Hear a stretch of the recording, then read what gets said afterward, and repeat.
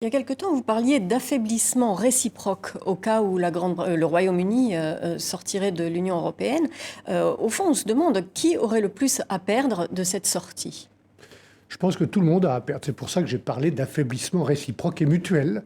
Est-ce que vous en êtes bien sûr? Parce que Moi, je suis convaincu que la sortie d'un seul pays, et l'Union, Ce qui ne s'est jamais produit. Hein. qui ne s'est jamais produit, et le Royaume-Uni n'est pas n'importe quel pays, c'est un pays qui est membre du Conseil de sécurité, qui a une diplomatie mondiale. Mais est-ce qu'il a vraiment été européen, ce pays?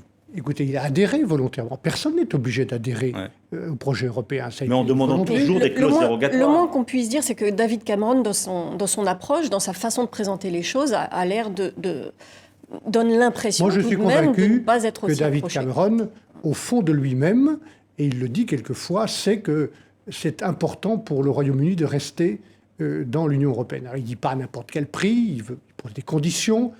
Certaines doivent être discutées. D'ailleurs, elles ont été discutées tout ce week-end par les dirigeants européens.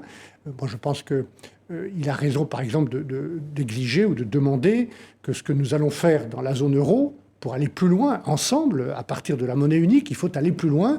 C'est une des faiblesses que je relevais tout à l'heure. Et d'ailleurs, Jacques Delors a été le tout premier à dire « vous ne pouvez pas avoir l'union monétaire et la désunion économique et budgétaire ». Donc nous devons faire l'union économique. Mais la Grande-Bretagne n'est pas dans l'euro, elle demande un droit de regard. Elle demande non pas un droit de regard, mais à être tout à fait sûr que ce que nous allons faire ensemble, les 19 pays de la zone euro, n'aura pas de conséquences négatives pour le Royaume-Uni et pour d'autres pays qui ne sont pas ou pas encore dans l'euro.